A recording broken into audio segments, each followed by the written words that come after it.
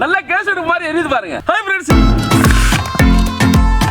இன்னைக்கு நம்ம கருங்கோழி கடாய் சிக்கன் எப்படி செய்து பார்க்க போறோம். அதுவும் இந்த ராக்கெட் அடுப்பை பயன்படுத்த செய்ய போறோம். இன்னைக்கு செம்மையா இருக்க போது.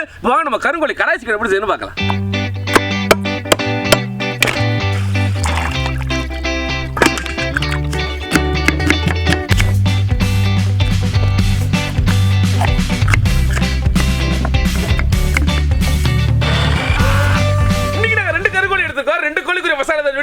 நீங்க ஒரு கோழி செய்யும்போது மசாலா பாதியா போட்டுக்கங்க.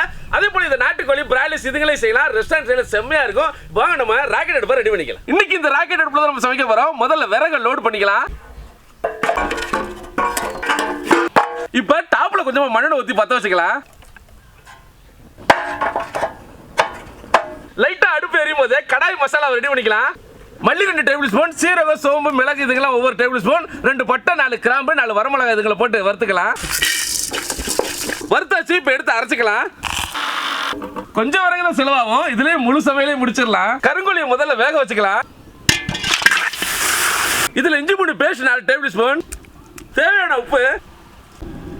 இந்த அடுப்பு வாங்கும்போது இந்த மாதிரி ஃபேன் கொடுத்துருந்தாங்க. இதை ஆன் பண்ணா கேஸ் அடுப்பு மாதிரி எரியும். அது எப்படின்னு பாருங்க.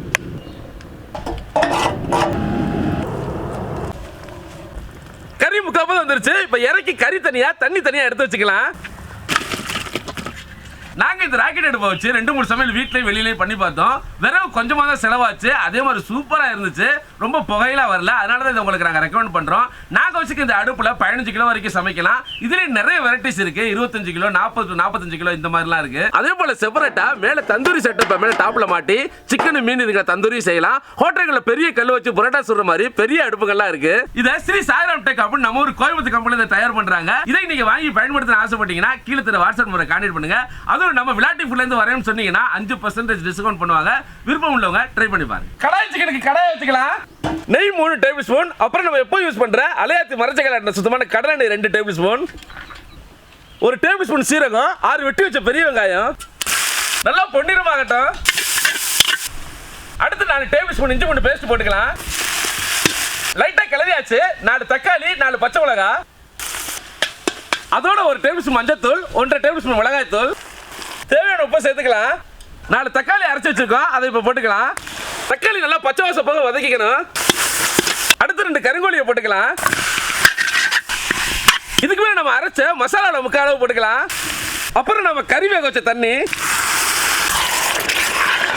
இது பிராய்லர்ல செஞ்சோம்னா கோழியை வேக வைக்காம டைரக்டா இப்ப ஆட் பண்ணி அங்க போட்டு இஞ்சி பூண்டு பேஸ்ட் இங்க போட்டு 2 கப் தண்ணியை ஊற்றி வேக வச்சுக்கோங்க. அதே போல உங்களுக்கே தெரியும் கருங்கோழி ரொம்ப விலை அதிகம்னு. ஆனா நோய் எதிர்ப்பு சக்தி அதிகமா இருக்கும். இந்த மாதிரி காய்ச்சல் டயத்துல கருங்கோழியை சூப் வச்சு குடிச்சீங்கன்னா நல்ல பயன் தரும். அதுல விலை அதிகமா இருக்குன்னு பார்க்காதீங்க. கிடைச்சா வாங்கி சமைச்சு சாப்பிடுங்க. ஒரு குடமிளகா, 2 வெங்காயத்தை கிள்ளி வச்சுக்கோ. இதுங்களை போட்டுக்கலாம். இதுக்கு மேல மிச்சம் உள்ள மசாலா தேவைப்பட்ட உப்பு போட்டுக்கோங்க.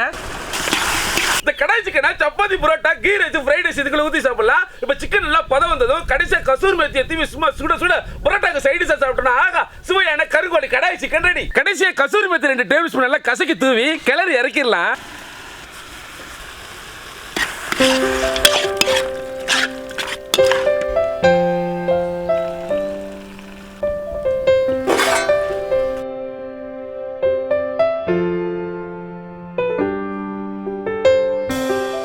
கடாய் சிக்கன் ரெடி ஆயிடுச்சு. வாங்க நம்ம டேஸ்ட் பண்ணலாம்.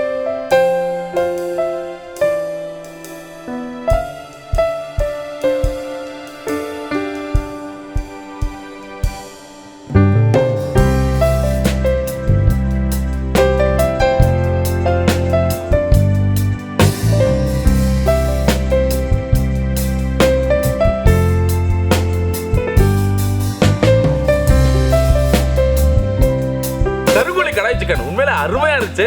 கடைசியா நம்ம போட்ட வெங்காயம், கசூரி மெத்தி இதெல்லாம் சேர்த்து கூட கொஞ்சம் அருமையான டேஸ்ட் கொடுக்குது. கண்டிப்பா நீங்களும் ட்ரை பண்ணி பாருங்க. இந்த வீடியோ உங்களுக்கு பிடிச்சதா லைக் பண்ணுங்க, ஃப்ரெண்ட் கூட ஷேர் பண்ணுங்க, மறக்காம பேஜை ஃபாலோ பண்ணுங்க. மீண்டும் அடுத்த வீடியோல சந்திப்போம். பாய்.